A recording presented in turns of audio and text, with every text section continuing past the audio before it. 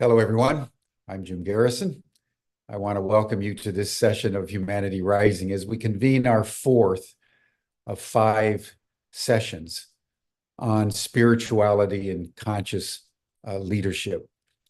Before we dive into that very important and complex domain, I wanted to provide an update that the community associated with Humanity Rising will appreciate.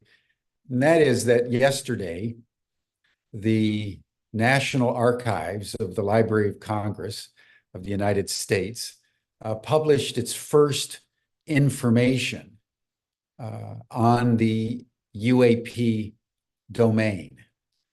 It's a historic moment that in December of 2023, the US government, for the first time in history, the history of the world, or any government, stated that there is evidence concerning what it called technologies of unknown origin, non-human technologies, and non-human intelligences, and mandated all government agencies and contracting corporations to begin a process of turning over all the information they have about UFOs, including retrieved alien craft and alien bodies, et cetera, over to the National Archives of the United States. And the National Archives was mandated to begin preparation for receiving this information. And yesterday, the first information began to arrive. It's a very, very important moment. There is clearly a lot of work to do in the future to ensure that most, if not all, the information is actually released. But this is a beginning, and it really empowers the process here in Washington, D.C., but also globally, as countries are beginning to become aware of what is happening. And in fact, that's the other update that I wanted to provide. The Chinese government, while not releasing information like the US government has done, has initiated what they're calling the 5-Continent Forum to bring researchers and political representatives, scientists from around the world representing the 5 continents, the 5 major continents, to coalesce and put forward to the United Nations a proposal to begin a disciplined, rigorous scientific research on the unidentified anomalous phenomena which are present here on planet Earth in a very forceful and an increasingly public way. Humanity is entering its ET moment. And this is the most momentous milestone in the history of our species. And when all the wars and all the turbulence so urgently apparent in these times are long forgotten, what will be remembered is that it was around 2023, 2024, that people around the world, all at the same time, came into an awareness that humanity and planet Earth is not alone. And that the great challenge that we need to now take up is how do we interact with our cosmic neighbors in a way that preserves human sovereignty, that honors the uniqueness of the human species, that protects the very complex and fragile ecology of our planet as we now begin to come face to face with galactic civilizations and galactic life forms that are far more advanced than we are. That is the challenge before humanity.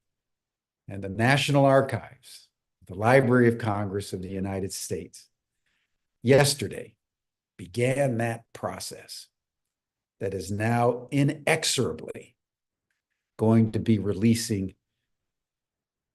information that has been hidden in secrecy for nearly 80 years. The most closely guarded secret in the world is now coming into the light of day. So with all the carnage going on and genocide in Palestine and debacle of Ukraine and other issues that press upon us, the big issue, the only one that has the capacity to transform humanity in the direction it now needs to go, is our encounter with the ETs. And by the way, in about 10 days' time, we're going to have 2 full weeks of a range of speakers and organizations and perspectives on this ET phenomenon. So Humanity Rising is right at the cutting edge of this issue. So I'm just delighted today to be able to share this information with you, with a lot more to come. So thank you, everyone, for joining us here at Humanity Rising. And I would like to now turn the podium over to my good friend and colleague, Tom Eddington, who's the convener of this week's program on spirituality and conscious leadership. Thank you, Tom. Yeah, thank you, Jim. And with that announcement that you just shared, it just makes this week's focus on spirituality and conscious leadership more important. It really requires that we human beings all wake up and make a commitment to honoring the spiritual beings that we are, and to step into and commit to elevating our consciousness and our conscious leadership in the way we're showing up in the world. And I'm delighted to really shift our conversation from this week around how do we become more conscious leaders, what does a conscious leader look like, and how do we have inner peace and well-being, to focusing today on interconnectedness and unity. And when I look around the world today, unfortunately, the marketers have gotten a hold of that phrase, we're all connected, to a point that I just want to scream at the way it's being used, because it dishonors the reality that we are all interconnected, not just as humans, but all sentient beings, and the vibrancy of Mother Earth and the universe. And so I'm really looking forward to our conversation today, and delighted that my colleague and good friend Dan McCann is back with us, and we've got a treat for our audience with Reuben and Chenny joining us today. And before we start the dialogue and the conversation, just given the context and the focus of today of interconnectedness and unity, I'd just like to read a little acknowledgement to some of the points I just made. And so I'd like to welcome everyone and thank you for joining us from around the globe for this session. And as we come together from different corners of the world, we want to recognize and honor the Indigenous peoples as the traditional stewards of the various lands from which we join. We acknowledge the deep connection that Indigenous communities hold with these lands, and express our gratitude for the opportunity to come together from so many different places. And we invite you in your own locations, just take a moment to acknowledge the traditional stewards of the land you're on, reflecting on the ties that each of us has to the places we inhabit. And in our session today, let's carry forward this spirit of respect recognition, and unity as we explore the true interconnectedness that binds us despite our physical distances. And so I just want to thank you for embracing this moment of reflection and joining us in this really important acknowledgement. And with that, I want to invite Dan and Reuben and Chenny into our time and conversation today. And Reuben, I'd like to start with you, if you don't mind, and just ask, how do you define interconnectedness from your cultural and environmental perspective? I think it starts with something that we're born with. We're born with no prejudice, no anger, no hate, no judgment. We're a perfect being. Even looking at a baby, that's even a 2-year-old, they look at you with unconditional love, and you know, they don't judge or anything. But it's society that teaches us that, and we have fundamentals of our religious and spiritual belief that are uncommon: love, honor, respect, dignity, pride, compassion, understanding, truth, knowledge, wisdom, courage, and bravery. That's how we're supposed to raise a child. You know, and I think when we're not doing that, we miss out on opportunities. My grandfather was famous poet and writer and actor, and you know, and more importantly, he's humanitarian. And he says, it doesn't matter what you practice, if you're Catholic, Christian, Muslim, Buddhist, he said, it doesn't matter as long as you're good at it. He meant good at those fundamental teachings. And when we do that, and especially when we do that in prayer, like, things are simple. I was lucky enough to pray all over the world, and deep in the jungle in Brazil and Panama, South America, Southeast Asia, Australia, all these beautiful places. And you know, I ended up going there for work, but I ended up praying with the locals, and they did everything the same. Like, we do something called smudge. Some use candles, some use incense, but that's an element of earth. And that, what we do in our ceremonies, use fire, earth, water, and sky. And you add any of those two elements together with intention, a spirit is born out of that. But in that process, what we're learning is to be connected to those elements that we can't live without.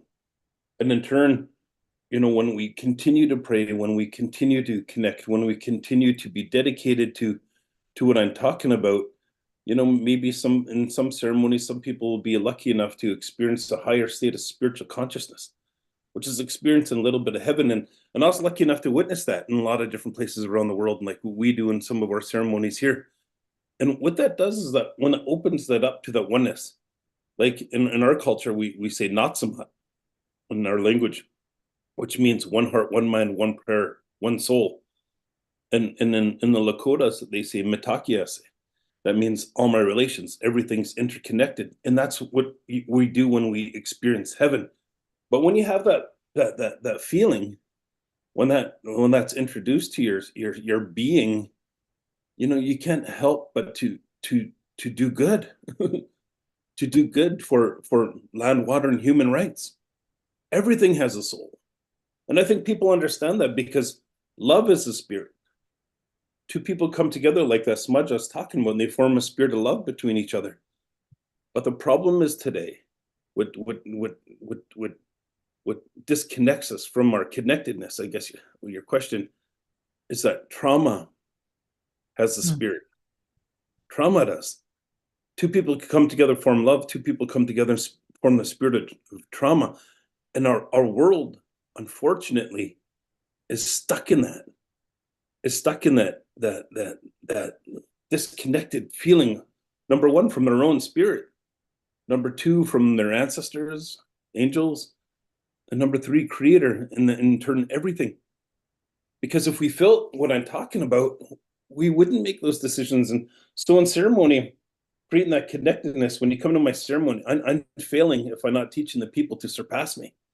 I'm really happy to say a lot of people do. They really do surpass me, and they learn and find their gifts and create our community to be stronger.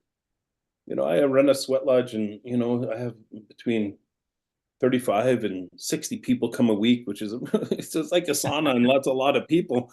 But that's people are hungry, and they want something. And they want something genuine. And I tell people, I said, if I ever disrespect you in any way, you have a right to leave my ceremony. You have a right to leave any ceremony. Can't be disrespected in any ceremony. It's about feeding your spirit. And I think being connected is feeding our spirit. My grandfather, his name is Chief Dan George. He said at that time when he's famous, he'd say, millions of people want to hear my voice. And that was true. But he said, all I want is the grass to hear me again.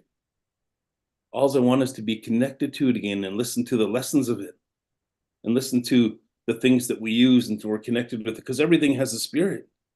Everything. And that's what a higher state of spiritual consciousness teaches, is everything has a spirit. But I could ramble on and on and on. So I'll just leave it at that for now. Well, thank you for those opening reflections, Reuben. And I do want to return to the spirit of trauma in this conversation. It's an important thing. It's in part what we've been talking about this week, and so I do want to return to that. But before we go there, Chenny, I'd like to just welcome you and ask you in the context of technology and innovation, how do you see the principles of interconnectedness playing out and that sense of unity? We look at the internet and the promise that it had to unify the world, to connect all of us, and yet we've seen like with any technology, it's agnostic, and so I'd very much like to hear your thoughts. Yeah, for sure. For context, I work in community healthcare, so I can definitely speak to how technology and innovation has been developed in that context, and the challenges of getting people to be on the same page. And specifically, we go back to what is the purpose of innovation? What's the purpose of technology, right? And really, it's to solve a problem that people are feeling, to address a need that feels unmet. And the challenge, though, is that to really address the needs of that are emergent now, the need itself and the problems themselves are so interconnected that no single organization can now address these meaningfully. So a lot of my work is actually about cross-sector collaboration, where we're bringing in the public sector, the private sector, as well as academia to collaborate on trying to address some of these big, hairy, audacious goals. And with that, there's a lot of conflict and a lot of tension that naturally occurs.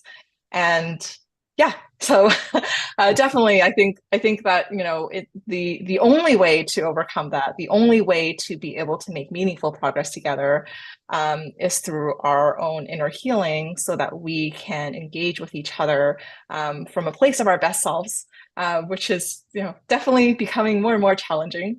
However, I think that technology can play a role in facilitating that better. So, for example, when we're holding consultations and things like that, you're increasing a lot of equity around who can participate in those types of forums. And so definitely, but the way I like to see it is, technology is really a tool. It's a tool to help us. But like all tools, it can be used based on who wields that tool. Yeah, thank you. And Dan, just over to you briefly. When you hold that concept it's more than a concept of interconnectivity and unity, how has that helped to influence and shape the way that you lead, and how have you embraced it from just from a personal development perspective as a leader and as a human being? Thank you.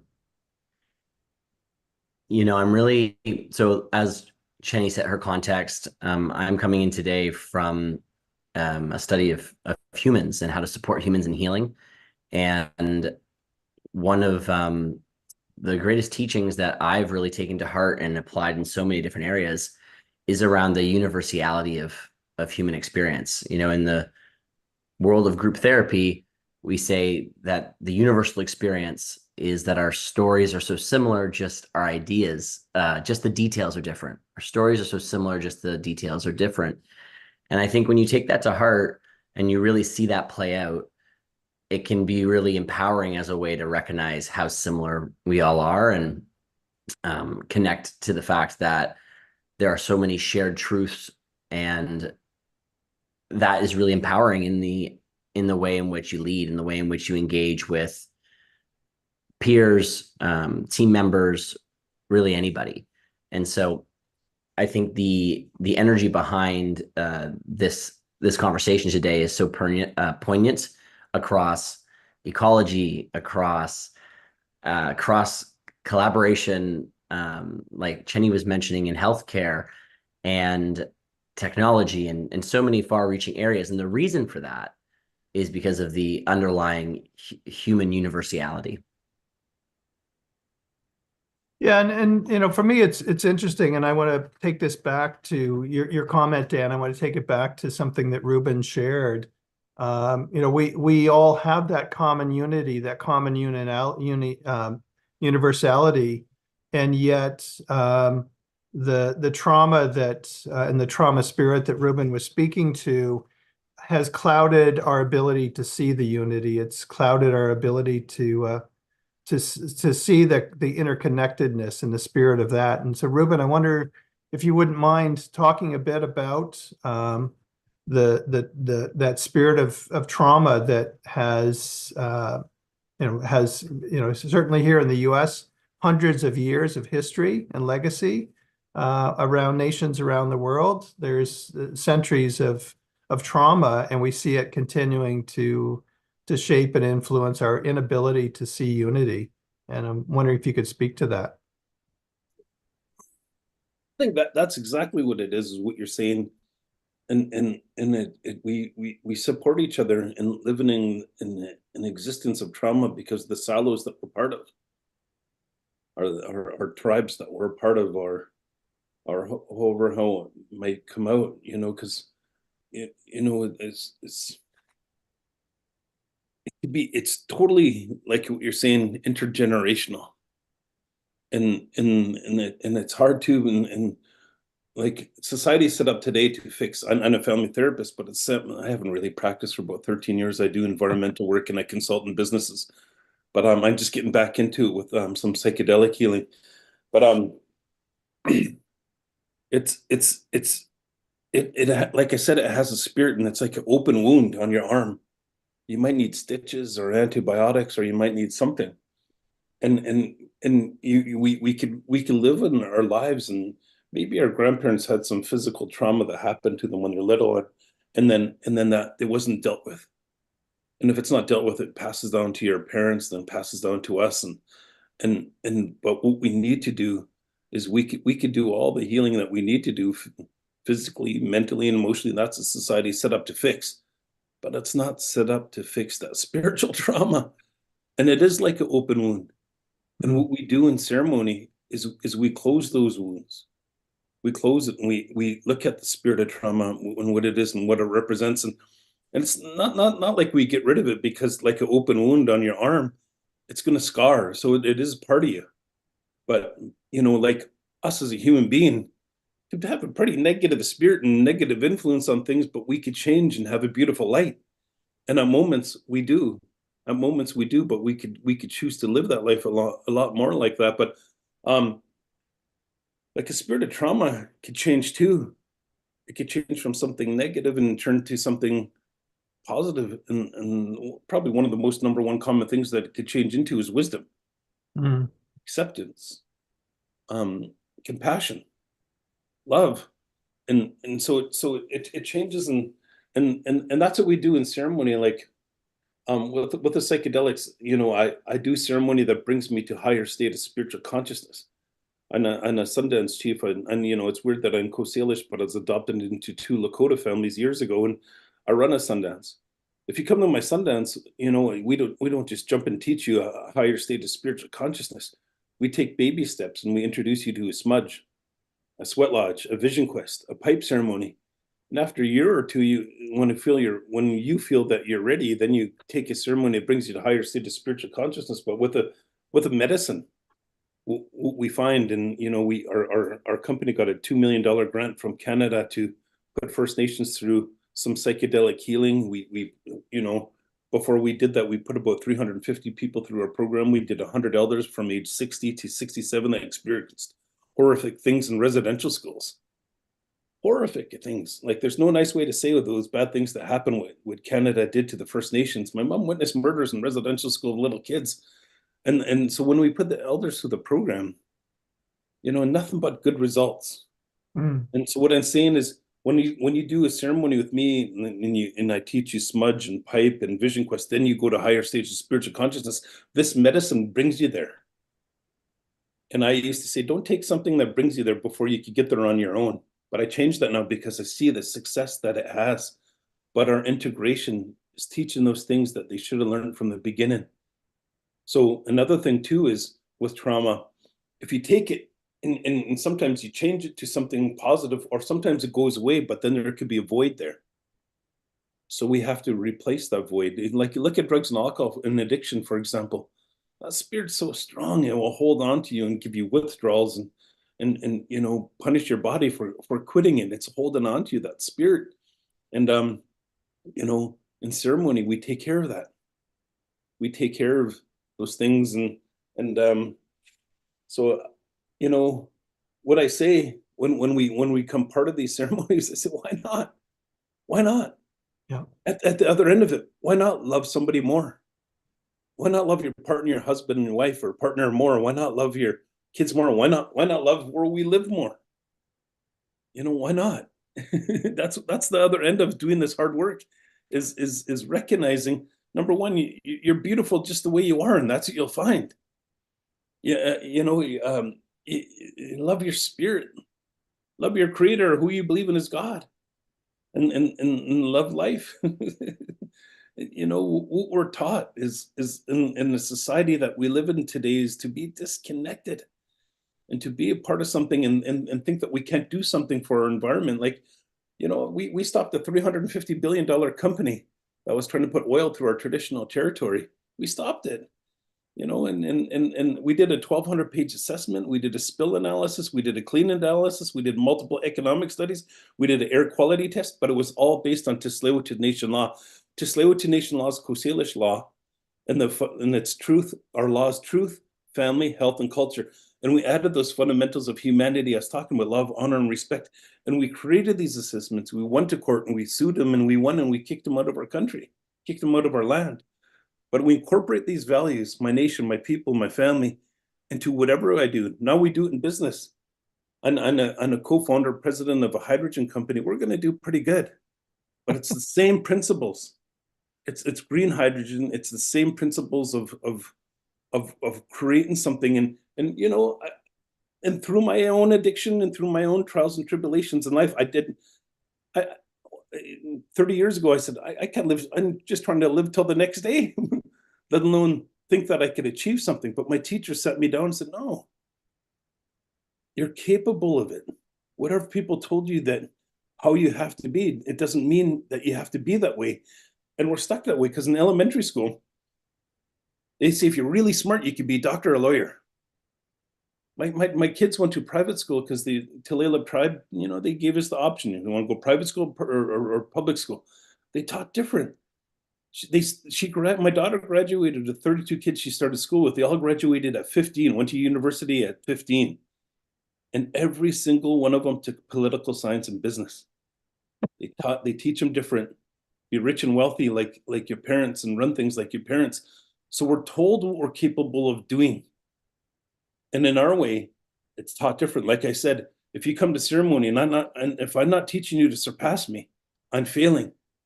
Achieve your dreams and your goals and things and break those barriers and create an influence and create change. Nobody thought I could be the $350 billion company that Canada supported, that Christy Clark in British Columbia supported, and Alberta supported. We beat them. And I think that creating your goals and your dreams and having a connection to everything that you love, eventually, when you achieve a higher state of spiritual consciousness, you're going to want to do something. You want to do something. Make your world a better place because you're capable of doing that. For real. And I think the more people that could get genuinely connected to spirit, the better we'll be, and then the better our world will be. Why not? Why not just love things, eh? Do something about it. Thank you for that, Reuben. As you were speaking, I was thinking about some work I did in ceremony on family constellation work, and going back and healing to the extent that in ceremony I was able to my ancestors, and watching the impact of that ceremony and how it shifted my family constellation for my children. And so, ceremony and ritual is incredibly powerful, and I'm just so happy to hear that you're having such an impact in Canada. We certainly need it here in the US. Chenny, how about for you, when we're on this topic of trauma for a moment? I'm wondering what your thoughts are on that trauma has a spirit, or is a spirit, and how it's so prevalent in the world, and what do we do about it? Yeah, I mean, as Reuben said, you can either use it as fuel for yourself to take action and to have a quote unquote chip on your shoulder and move into motion, or it can be a very heavy blanket over your life, right? So really the question is, what is the mindset shift that needs to occur within us in order for us to feel that we have the freedom to make that decision?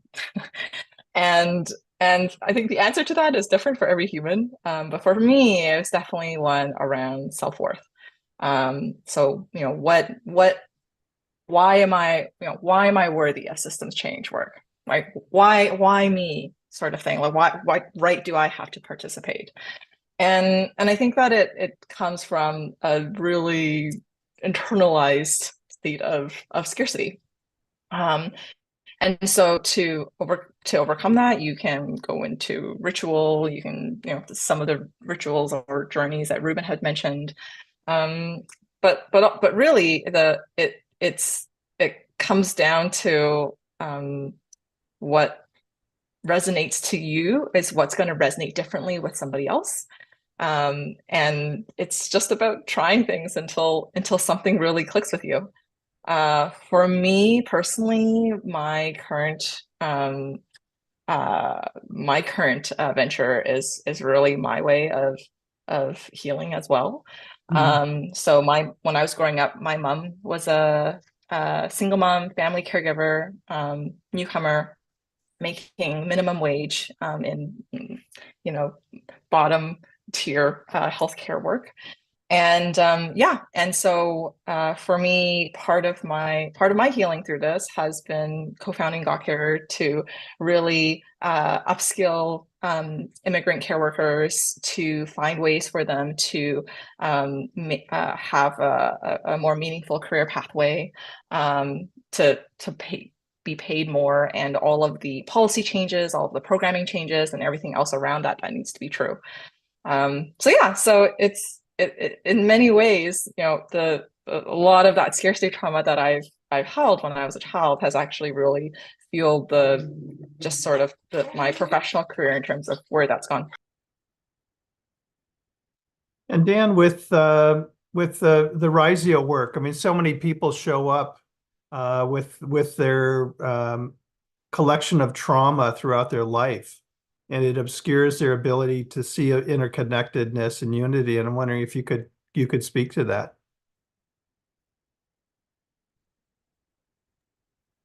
Yeah, absolutely. Thank you to both Reuben and Chenny for speaking so eloquently about these areas. It's beautiful to see how we touch this in different ways.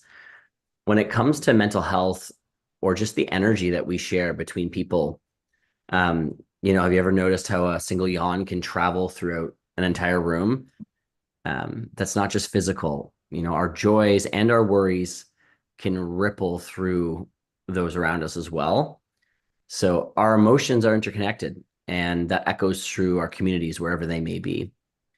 If we were to briefly touch on some of the science there's something called mirror neurons that help us mirror or understand and empathize with other people's actions and feelings. And it's not just science, that's proof of our natural unity, that we have built-in empathy for each other and we can feel what other people are feeling. So if we shift to what you're saying, Tom, about Risio Institute coming from a heritage of group therapy, a space where strangers find out how similar their personal struggles often really are. That's that notion of the universality of experience and sort of vividly showing us that we're more connected than we realize. And I think that the crux here at the end of the day is that when we improve our own mental health, it improves the collective vibe of our circles, our communities, and everybody around us. And so I loved what Chenny said there at the end around, what is your mindset? And I think nurturing positive environments and being the support network, because when I am well, it helps us all be well. And individual well-being is a powerful contributor to global unity and well-being. And that for me is a really inspiring way to feel agency and to feel not beaten down by everything that's happening around us.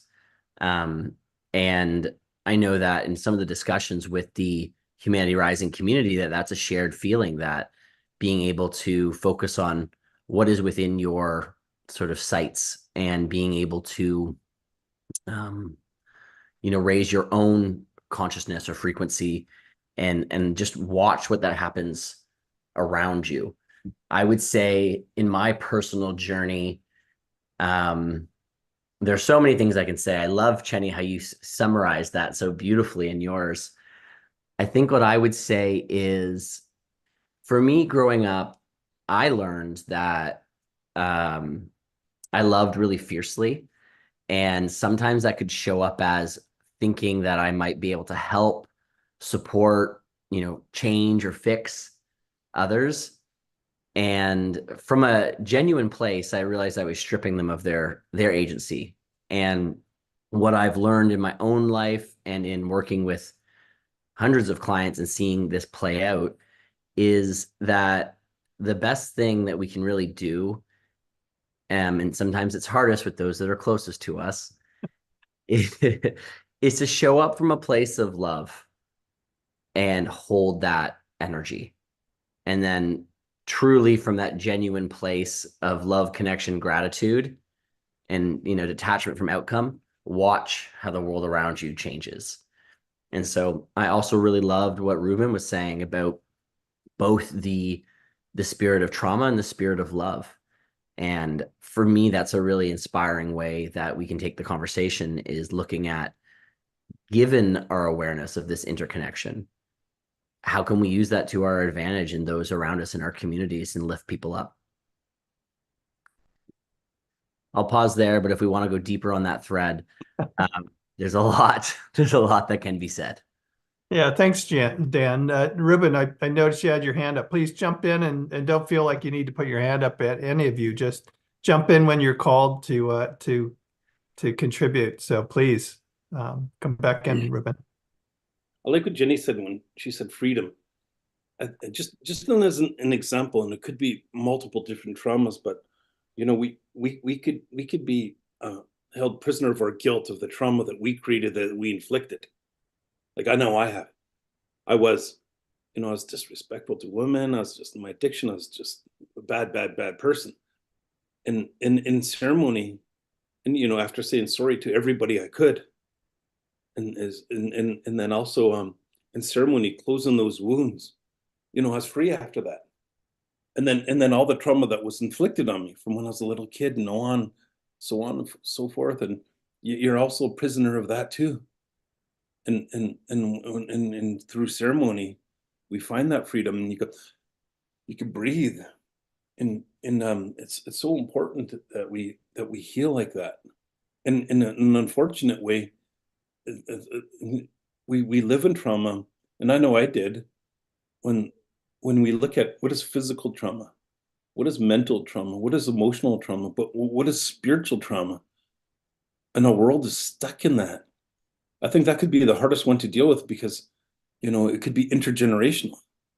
One of my friends, he's coming to ceremony, he's a lawyer, and I asked if I could share a story, and he said, yeah. And he said, I had a privileged life. My parents are well off. I'm well off. But why do I have a problem connecting to spirit? And I said, how long have you not had spirit in your life? He goes, my whole life. And I said, is that it? What do you mean? I said, what about your parents? Yeah, they didn't have spirit in their life too. And I said, is that it? He said, no, my grandparents too. And I said, well, that's like trauma. That's a spiritual trauma. And you have to heal that wound and find some freedom around that. And you know, it's hard to try to do something when we haven't seen it. Meaning that it's hard to connect to spirit when we haven't seen people do that. And here we do have our own spirit. You know, when we die, it's just not over. You know, we continue.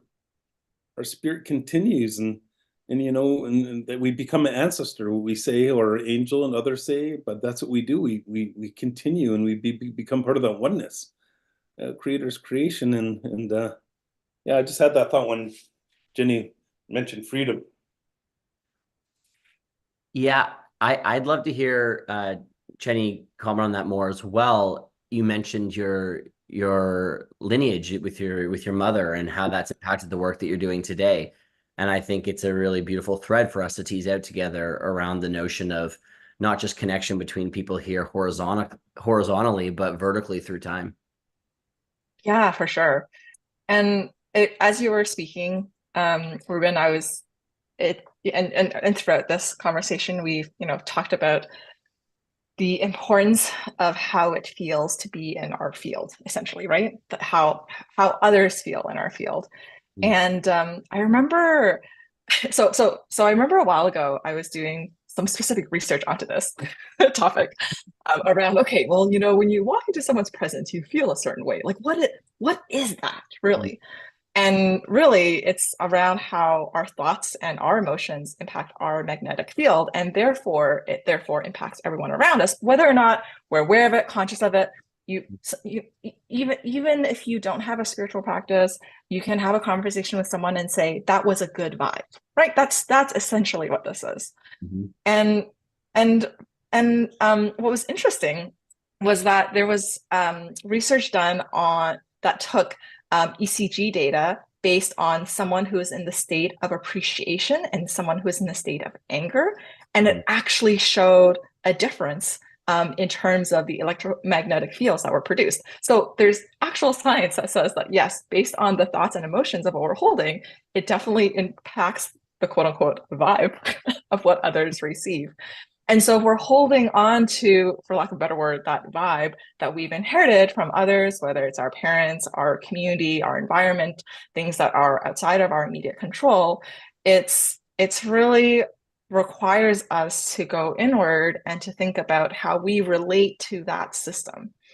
And it's incredibly challenging because I think in many ways you're moving into a state of isolation before you're moving into a state of reconnection, right? Like there is an identity and almost like a familial sense of connecting to all of that, right? Like it's like, you know, it's something you're connected to.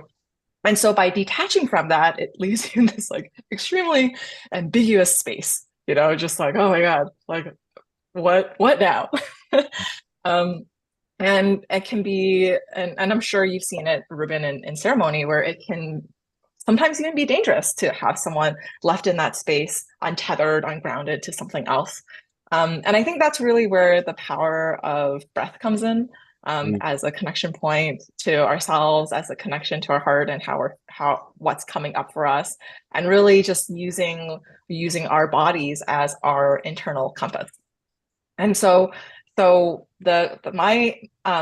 lot of my work, not that I outwardly say this, but a lot of what my work is really in how can I maintain a state of being in this state of awe, in the state of wonder, in the state of dreaming, in the state of imagination, but also in bringing others into that state, right? It's like this shift from like extreme self-judgment, really is what it is, to this more feeling of wonder, like giving others the permission to dream of something different is like the ultimate gift we can give people.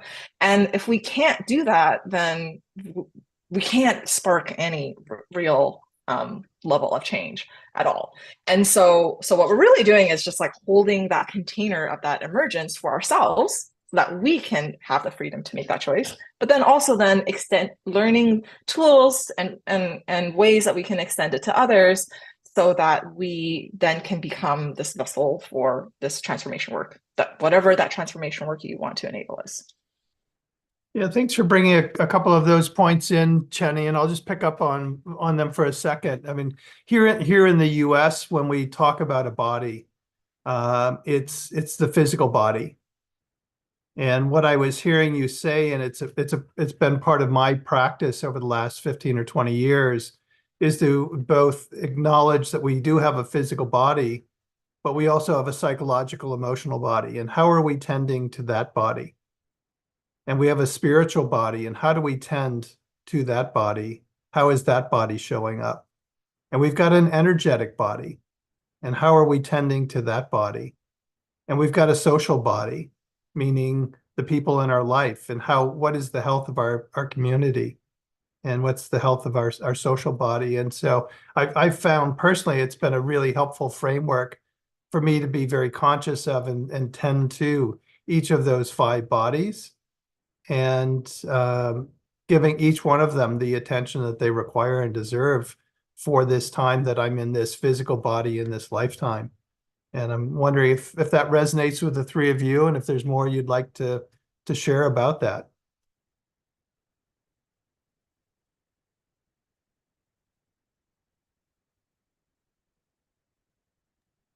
Oh, we're so polite.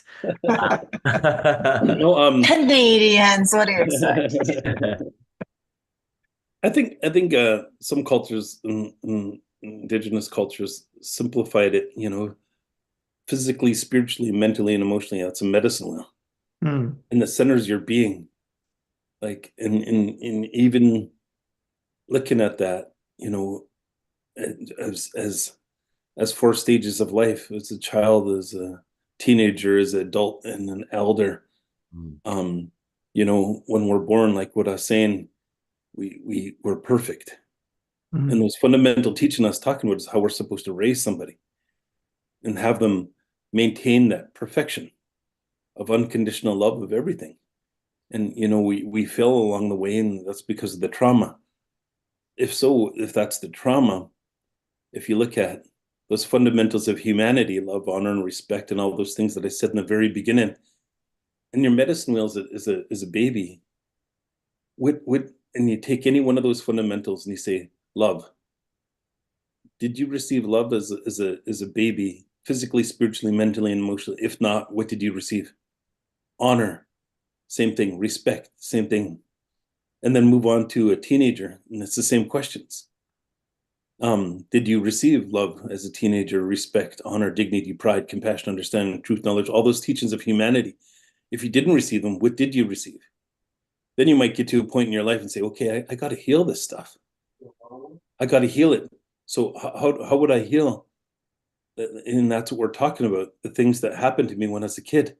If I didn't receive love, honor, and respect, what did I receive, and how do I heal it? What is that spirit that's around it? And we keep growing and growing and until we come back to that place where we're content and we're doing better. And, I tell people, I have a lot of good teachings. I went to school, learned a lot, and, I go to ceremony a lot. But I say, I'm not a good example about how to be. But I'll pray with somebody to move in that direction so I can be a better example. And we'll do it collectively. Because at the other end of it too, I was talking to Dan the other day, and if you look at those things in our medicine wheel, and you take one of those things, like if there's some physical harm that happened, how did it affect you? It was physical, but how did it affect you? And how you look at love or honor or respect or dignity, pride, compassion. How do you look at it? And then you go on later in life, and every year of your life, and because of that one action of maybe being physically harmed when you're a baby, How did it affect you when you're 2 years old, 4 years old, 6 years old, 10 years old? But what ends up happening is that physical harm could turn into something else and morph into something else, metamorphose into something else of like anxiety, depression, anger, hate. It could grow into something else. And that's a continuous string of trauma from that one trauma. So what we end up creating in our own being is a communal trauma. It's a communal trauma from your own self, physically, spiritually, mentally, emotionally, that derived from the opposite of those teachings. So, but then look at this. Say you're in something when you're a little kid, but it was a communal trauma that happened to you when you're with a bunch of people, and then they go the same way.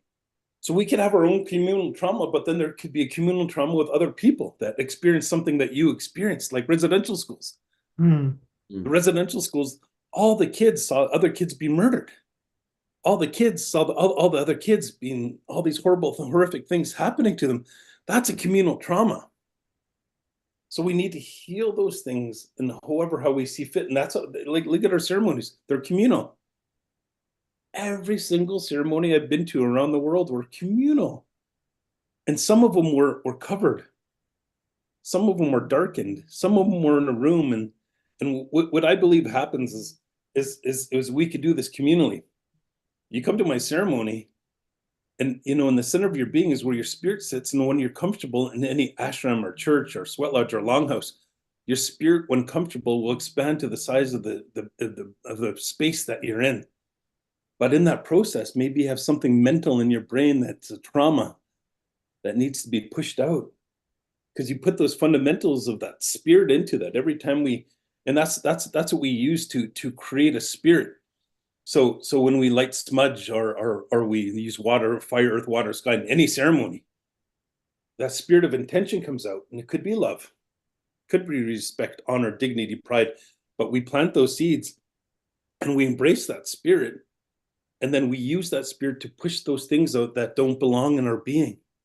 And how we push it is because when we're comfortable, our spirit will expand to the size of the spiritual space that we're in. And that's why we do it that way. Of course, we could do it outside and on the water and the forest. We could do it somewhere else. But sometimes it's good to be intimate, so we could do that communal healing and collectively expand our spirits and push those things out of us and do some pretty cool healing. Do some really good healing, and I witnessed it and I see it. When I was a kid, I was 25 when I opened up, no, I was 27, around there. I opened up a treatment center for kids. Had an idea in school, and I said, gotta do this. I did it and opened up a treatment center, and I got a grant. And this is pretty important to me in the work that I do, and I did it no matter what I'm doing in business. And now I do that. I did it in environmental work. Of course, I did it in healing. But my grandfather said, in college, university, if there's a psychological teaching, we have a spiritual teaching that says the same thing. So we did that. Hired 2 psychologists and a bunch of elders, and we took psychological programs and we translated them into our own legends and stories and teachings.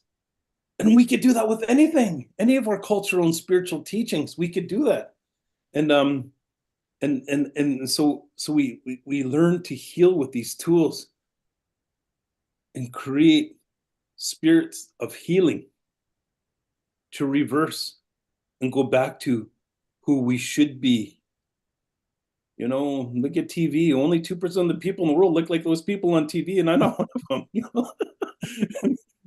But it's what we need to know and understand is, no matter who we are, how we are, and how we live, we're beautiful that way. We're beautiful just the way we are, and let's appreciate that about ourselves. But that's just some thoughts. Oh, yeah. Thank you, Reuben. Dan, Chenny, any thoughts on the 5 bodies I outlined? Anything more that's arising for either of you? Go ahead, Dan, you start. Sure. I'm just touched by the connection between, or the interconnection between the ways that we're even looking at this conversation. Chenny brought it to sort of raising the vibe with those around you and an awareness of breath. And Reuben just spoke to this notion of how the the trauma can get in our way from being able to tap into that greater connection and sort of surpass the barriers that are in our way. For me, I think it's a really interesting comparison to look at, whether it's in any context, including going to connect with a group of people in a ceremony, or, you know, dancing, or in a discussion. But why I touched on the comment around on breath is because often we have to find some way to get out of our own way, right? And when we're with a group of people, that it's this sort of sometimes conscious thing. Sometimes you can talk people to this place, but often that'll lead people more into their head and less into their body. And so, you know, for me, there's this really beautiful interplay. Some people need to have the kind of connections in their head. I did, to then go there. Other people don't. And just, you know, the more people that, aware or otherwise, are interested in sharing space and in contributing their energy in a way that is net positive or healing to whatever the goal of the group is. You know, that could be collective problem solving. Putting our heads together, in my mind, is really putting our hearts together and seeing how we can come together so that the greater problems are no longer, you know, causing us so much distress. And in my experience and in the work at Risio, convening this after chat once again. It's use a this lovely habit oh, you've got. Stan, if you could mute. Welcome all our people who have come to talk about what they were talking about on humanity. Well, I mean, just a little plug there for the after chat, which will be coming up in about 30 minutes, where we can take this conversation into the connections between everybody that's listening. But to kind of bring my little riff there on this lovely conversation to a close, for me, the embodiment and the ability to tap into connection with oneself, with one's energetic center, with one's heart space, is what allows you to then connect with people, not just using words, but connect at a much, much deeper level. And then it often isn't just between, you know, two people or a few people, but you're able to connect into the greater source consciousness, which really is just one way of saying that any action of a entity inside of the system has an impact on the whole thing. And so far, we've been talking about this mostly from a person-to-person perspective, but of course, we could talk about it economically. We could talk about it in terms of ecology. I just tend to go to the individual level because that's what impacts so many of those other aspects. And over to you, Chenny. Thanks, Dan. Yeah. I mean, Tom, I'm really glad you brought up the five bodies. And I think that sometimes, so actually, sorry, let me back up. So I think we've talked a lot about what it's like to be in love and in light, right? And I think that what we don't do a lot of, or what we could do more of in general, just across the board, is actually talk about what it's like to be in the abyss. And that's something for me personally that I have spent a lot of my life avoiding, because I think that it's by embracing the abyss, we are embracing the pain of all of those five bodies in one space. We're holding it all in one container and in one space.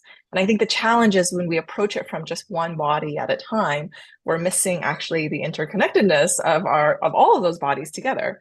And I feel like the abyss is a great meeting point for all of the five bodies. And so for like what is the abyss for different people, right? So for me, it's the space between where I can feel this feeling of like, this can't be it. Like this thing can't be it, to this a shadowy concept outline of an idea of like, oh, that thing, that sounds like what I want. So it's the space between this thing can't be it and this thing that I want. And it's really around how can we better exist in that?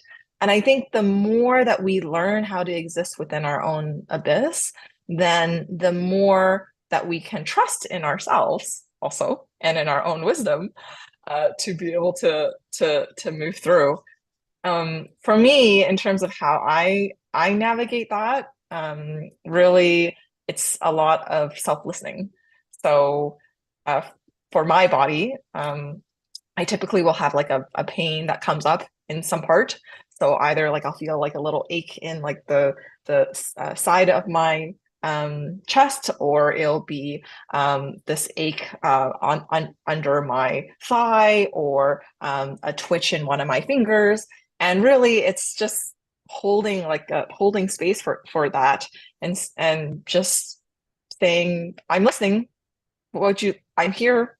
You know, I love you. I'm holding you. I'm listening, and just staying with that for a while until something emerges. Yeah, and whether that's, you know, your tummy, your gut, your throat, your jaw. And often what emerges is not just that physical part, as I'm sure you know, right? It's all of those my bodies together. Yeah. Yeah, thank you for that, Chenny. And I want to shift our conversation a little bit. I released a documentary film a couple of years ago called The Third Harmony. And yesterday we focused on inner peace and well-being. Today we've been speaking a lot about in the third harmony language. So if yesterday was the third harmony, harmony within ourselves, today we've been speaking a lot about the harmony with each other and harmony in community. And I'm wondering if we could shift our focus a bit in the time we've got left to speak a bit about harmony with nature and the interconnectedness that we have with nature in the natural world, and the interconnectedness and unity that we need to have, and we do have with Mother Nature, whether we recognize that consciously or not. And I'll start with you, Reuben, just given your work that you've been doing with nature, and just the so much of what I understand that to be who you are. And I'm wondering if you can speak to interconnectedness and unity with nature. Sure, thanks. Well, first off, Tsleil-Waututh, that's where I'm from, Tsleil-Waututh. It means people the inlet, which is the people the water around Vancouver. And as our legends and story goes, our first woman came from that water. And how we look at that, and just that right there is the beginning of our law, of our Tsleil-Waututh law. Of course, there's the Coast law with truth, family, health, and culture, but that's the beginning of our law. So when we did our 1,200-page assessment based on Tsleil-Waututh Nation law, and we looked at our mother, just that, you know, that story, when we tell it, takes about 2 hours to tell it, the whole story. You know, it takes a long time, and I just said it really, really quick. But in our assessment, when we look at it, I said, what does a mother do for you? A mother feeds you. And so, you know, we did our study, and historically, 80% of our traditional diet comes from that water. And that's what we turned into our 1,200-page assessment, working with world-renowned scientists and economists. But and for us, you know, for me personally, I was taught that my whole life. When I was a kid, you know, we'd say, when the tide went out, the table was set. Meaning that when the tide come out, some of the fish and clams and oysters were abundant. So we'd walk out and pick up, and with our hands, Dungeness crab. And then later in life, we did traditional canoe, you know, war canoe races against other tribes, you know, and we'd practice every day. So we're on the water every day. And later in life, I learned ceremony in the water. But that's our mother. And what we turned and had is a reciprocal relationship to that water. And that's why we did something about it. You know, my uncle had the foresight to identify our traditional territory of Tsleil-Waututh people, which encompasses all Vancouver. Like there's a pretty what we did is use GIS mapping and had our elders and even myself in the late 80s marked down everywhere. I had a little boat and I used to whip around all over Vancouver and all these different inlets and you know, and we'd fish there. So I marked down everywhere we fished, but my Uncle Bob did. He's our oldest elder back then, and he marked down, he remembers Robson Street. It's a pretty well-known street in Vancouver for shopping.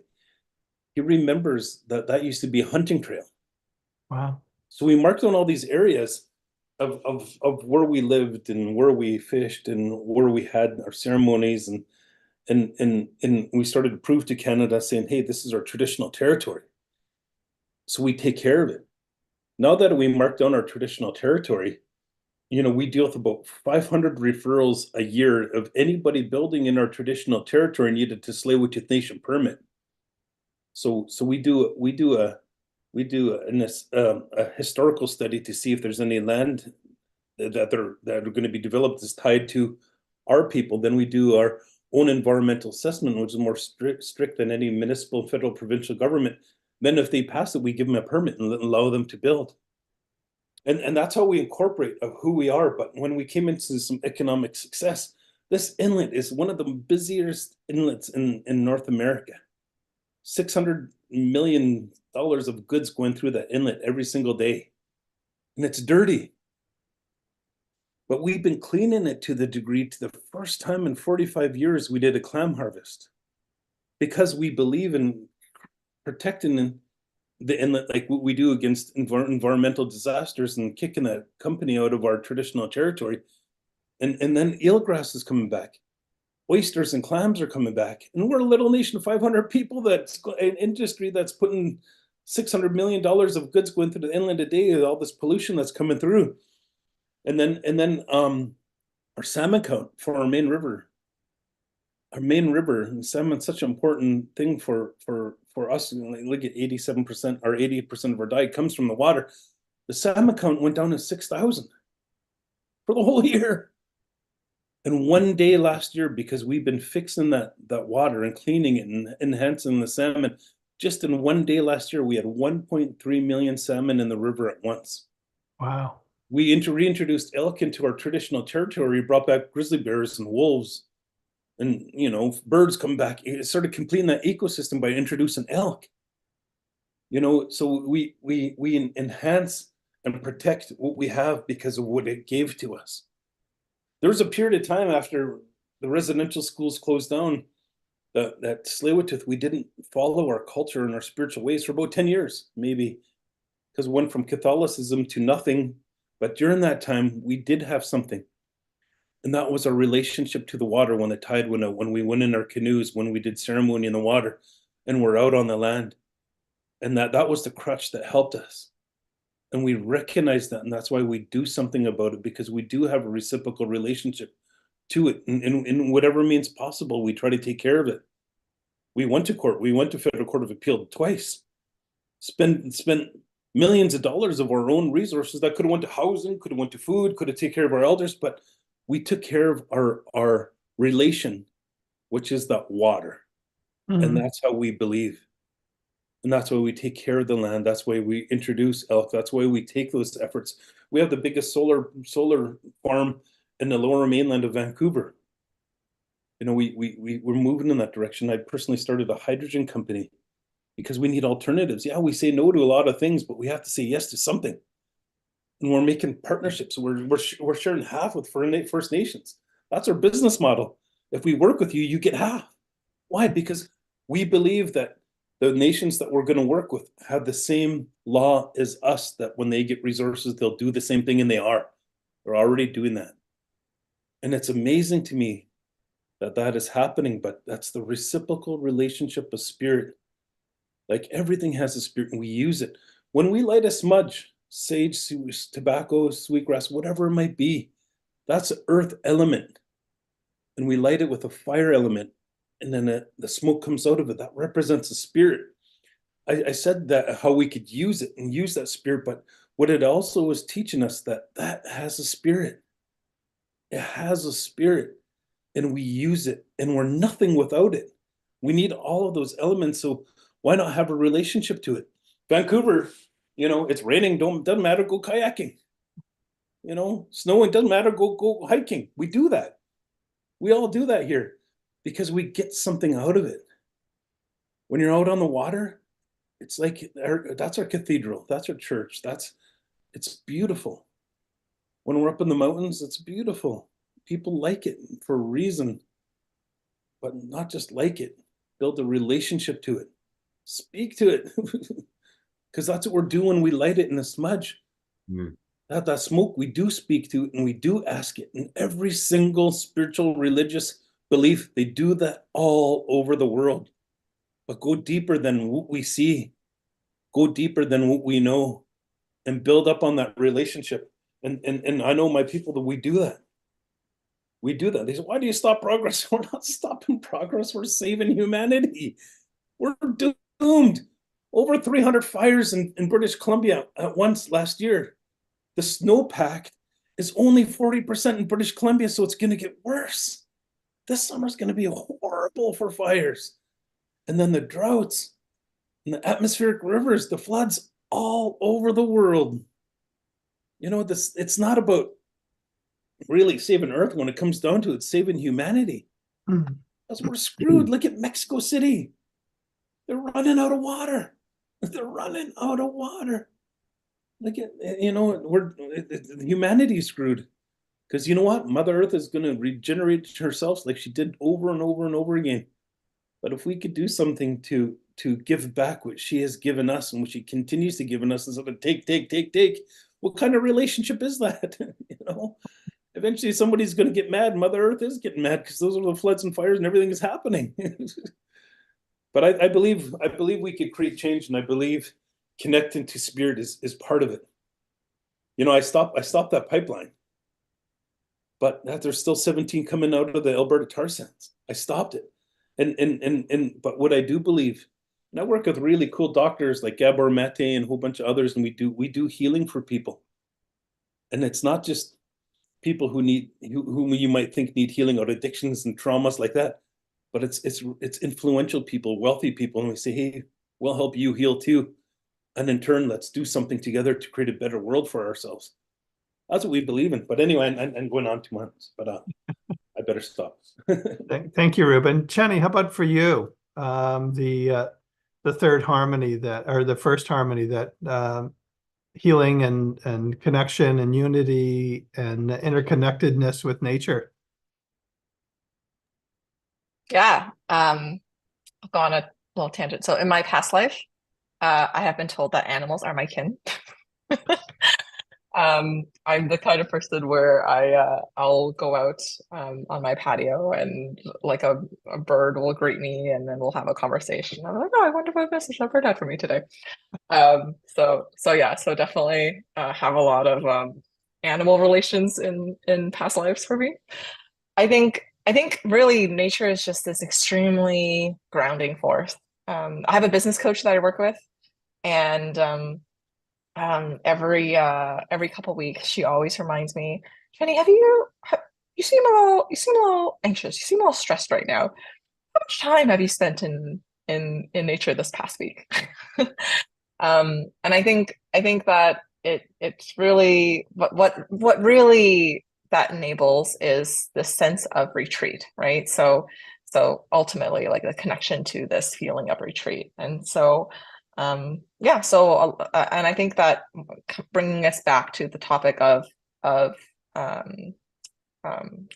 systems change, really, in order to enact that change, we need, it's important to have a space for a retreat. For a lot of our initiatives that we do here at Care, a lot of the time we think of, well, when we're kicking off a new initiative, without calling it a retreat, how can we take some of the same principles, the same joys of that container, and bring it into whatever context we want. Because it's allowing the space for a reset, right? It's allowing the space to really just let go of all of our judgments, what we think should be, to create this space for, well, why can't it be that way? And I think nature is just this natural, beautiful environment to enable that. Dan, as we invite Jim back into the conversation and wrap up, any thoughts for you around nature and interconnectedness and unity? Well, I think the more we can hear from Reuben on that topic, the better. So I'll keep my thoughts short because I'd love to hear more. Just briefly, I recently moved to Vancouver. I was in Toronto for a really long time, and love Ontario, born and raised there, but felt that being so focused in the city was not putting myself in an environment of the most wellness that I could be, and moved to Costa Rica, and then have landed here in Vancouver, and really believe that I found home here because when I step into nature, I'm immediately reminded of the intricate web of life, and that awareness helps me daily, and it helps me live more harmoniously with the world, helps me remember my impact on the world and our shared environment, helps me remember, the natural cycles of life, and that teaches me resilience and the interconnectedness of all of us.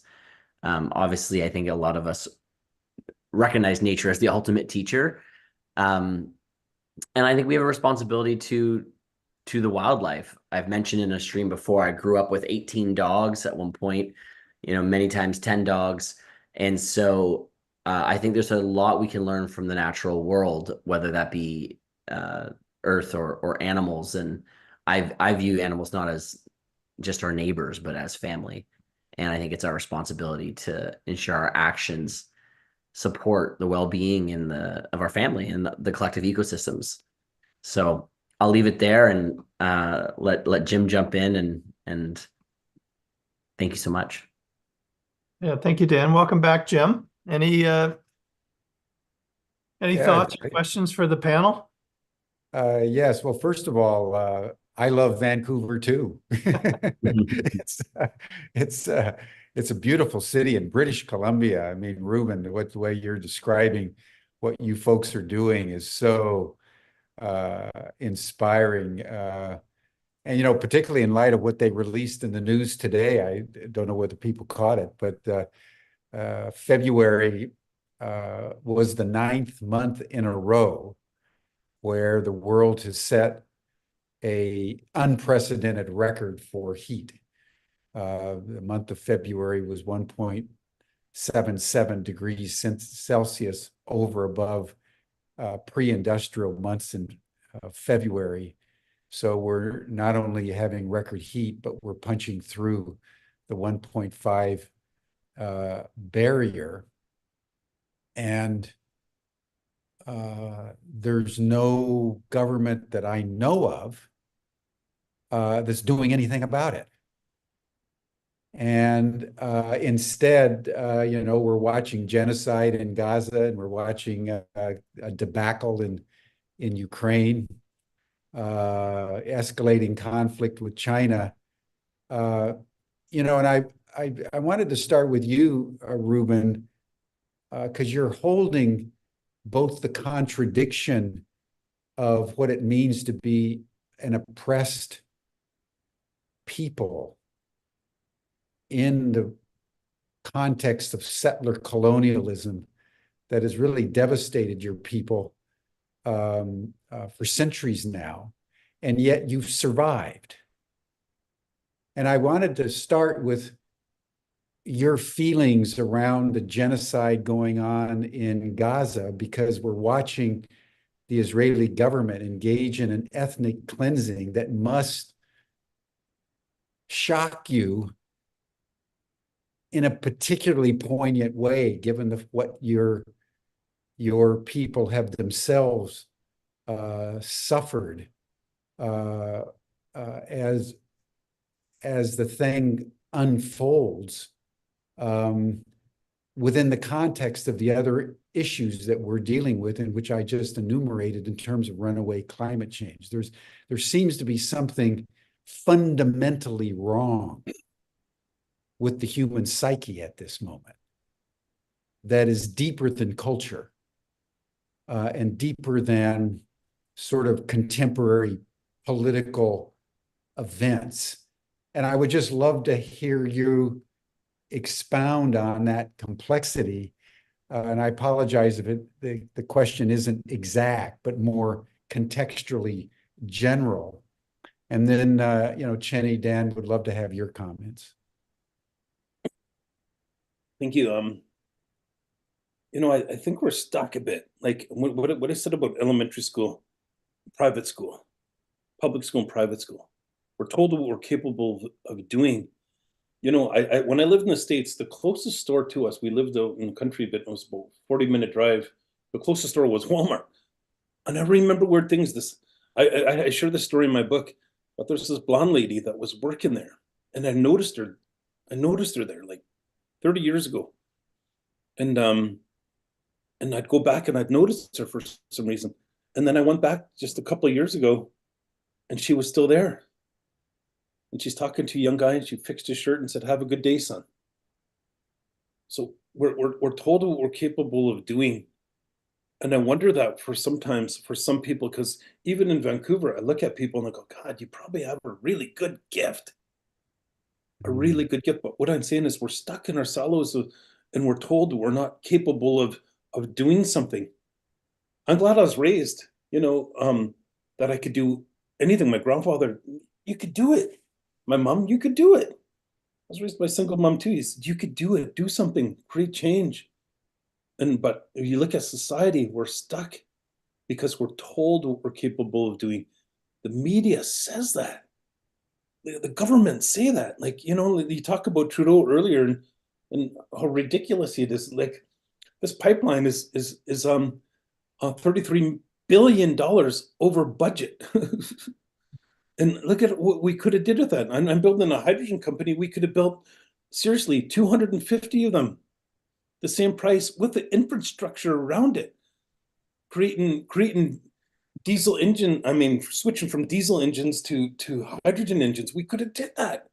The infrastructure around a better way of life. So we're stuck in a way we're thinking that we can't do nothing about it because the government, schools, everybody tells us how to be. Then we don't do nothing about it. And then I'm going to come back to that and why I said that. But the genocide, we were 20,000 people here in Tsleil-Waututh, at the height, and we're wiped down to 13 people. Wow. Of those 13 people, my mom was 52. I'm 188. We have 600 now. And it was disastrous. My grandfather's filming a movie with Dustin Hoffman, and he rode up to the village, and they're all killed. And Dustin Hoffman says to my grandfather, goes, "Why, grandfather? Why did they do this? This is a little big man." And he goes, "Because they're crazy." But he started crying instead of acting. And the director said, "Cut." And he goes, "What's wrong, Chief?" And he goes, "I seen this. I remember this." And so, he witnessed those things, and then residential schools came after, and it was blatant murders of people. And so what I see over there is heartbreaking, heart-wrenching, brings me to tears to see human beings treated like that. And it troubles me so much that these little children are being murdered, senselessly murdered. And we have a world of people that are stuck not doing anything because they think they can't, or they're lied to, and they're told that this is the truth, and they're lied to, and they believe in that. It's sort of like climate change. It's not climate change. Okay, why is there over 250 fires in British Columbia at once?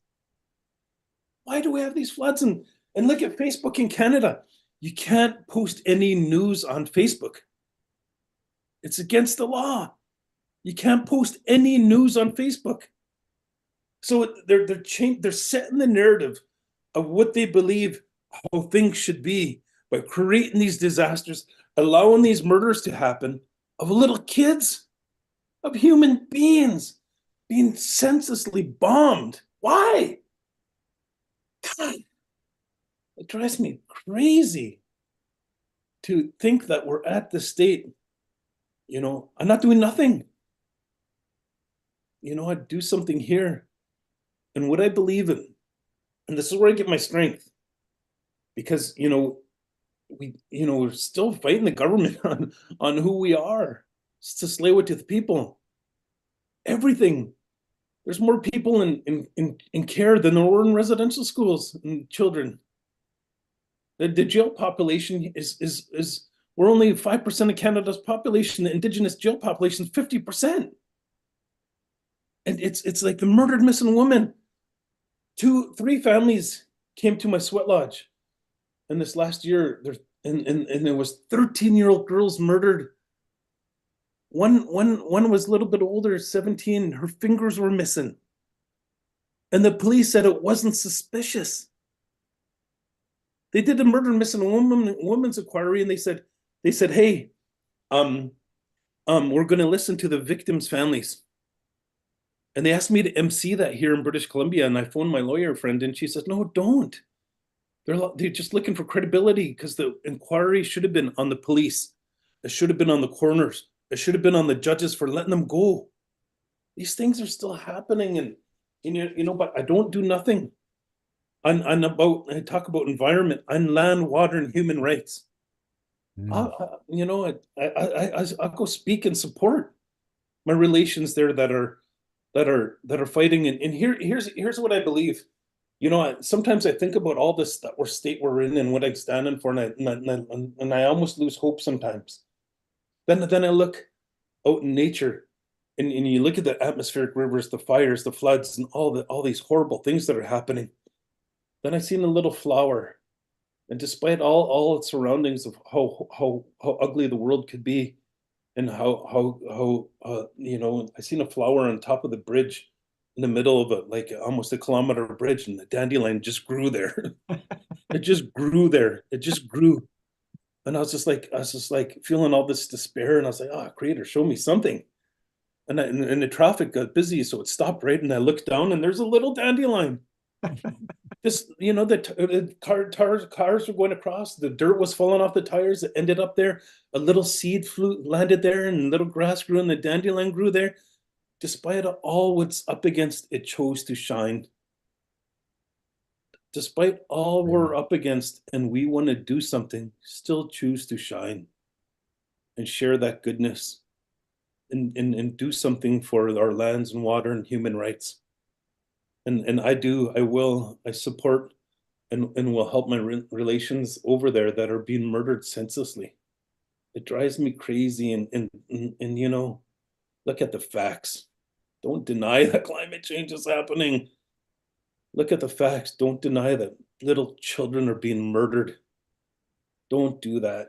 But getting me going here, and it's an emotional topic because it's brutal, and I know for all of us. Okay, thank you. Yeah, thank you, Reuben. Thank you. Chenny, do you have a comment? Yeah, I mean, I think that we're feeling the impact of scarcity in everything. And I can speak to in my role here with the state of care in Canada. We have a healthcare system that supposedly we're so proud of, right? Yet our system that's in place for older adults and those who are aging is awful. We're at a situation now where in many provinces, families are so fed up that they'll call an ambulance and just say, oh, well, mom has some chest pain, even though she's not experiencing chest pain, just so that she can be picked up. And then the family will refuse to take them back because that's the only way they're going to get attention. Because if they're stuck in hospital, then suddenly it's something that we care about as a metric. And then suddenly they'll get the attention that they need. Otherwise, they would have been on a wait list for 2.5 years to be serviced. And so people are taking these workarounds, right, to try to sort of quote unquote hack the system around this feeling of scarcity that is just clearly everywhere. And yeah, I think that what all leaders need to do, including those here in this conversation, participating, is really just to think about how we can reevaluate our relationship to resourcing. And there's no shortage of causes to resource, whether that's climate change or healthcare or education. But really we're just constantly being told that there isn't enough funding, there isn't enough people, there isn't enough, and that's just simply not true. It's really requires us to change our relationship with how we see resourcing. There's more than enough to address the issues that we have. We just have to approach them differently. So what needs to be true in order for people to have the courage to resource things that we need differently? That's truly I think the leadership that sometimes is missing. Thank you. Thank you. Dan, do you want to make a final comment, and then Tom, you can close us out? Sure. Yeah. I think it's thanks for the conversation today. There's so many things we could say with everything happening in the world. It can be easy to kind of get down on where we are and what's going on. But, at the same time, this theme of interconnectedness, whether that's linking us to nature or linking us to each other, I believe is really what can guide us, from those challenges to the solutions, because we're all part of this vast tapestry, and gain strength, like Reuben said, from our shared connections and our diversity.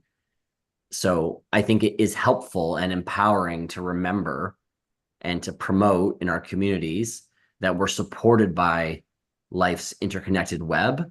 And I love what Chenny, my dear friend, just said about having an abundant mentality rather than a scarce mentality. And, that combined with our unity empowers us for change, for healing, for growth. And I've seen that in my work at the Rise You Institute in supporting people in whatever challenges that they're bringing in that day, in that present moment, in their body. So it's our actions, our words, our choices that shape our collective future. And for me, that's can be small acts of kindness each day, acting with purpose, acting with kindness, being aware of our bonds between all living things. And that'll help us foster a brighter mental health future, a brighter environmental future, and I think a future that generations want to be a part of building as well. Thank you. Tom. Yeah, I mean, for me, this whole week, this journey of this conversation around spirituality and conscious leadership, it is increasingly apparent that the world is getting worser and worser, better and better, faster and faster. And tomorrow we will be, closing out the week and really just looking at is humanity devolving, or are we evolving? Is our spiritual nature of the species, where are we? And so tomorrow we'll be exploring the future of spiritual evolution, and it feels like it's a wonderful exploration after today's conversation of both the hope and the concerns that were shared today. And I really want to thank Dan in particular for helping organize yesterday and today. And Chenny and Reuben, thank you so much for a rich and deep conversation. This is beautiful. Thank you, Tom. Thank you, Chenny, Dan, Reuben. A very good conversation. In closing, I just want to acknowledge, Reuben, the resurrection of your people. I mean, it's just been striking to me. You got down to 18, and you're number 188 coming out the other side. And that is such a powerful, powerful spirit to carry. And I just want to acknowledge that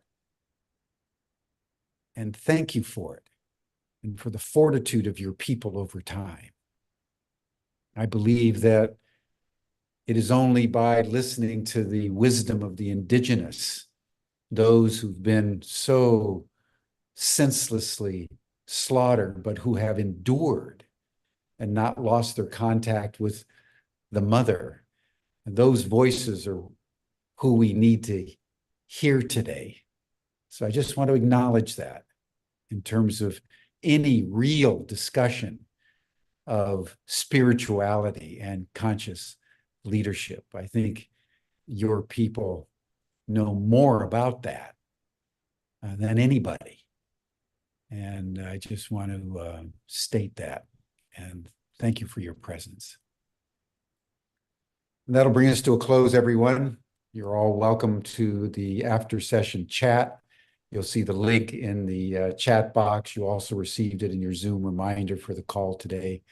And then we'll see you all again tomorrow for our fifth and final program on spirituality and conscious leadership. Thank you all. Bye for now. Thanks, everyone. Great session.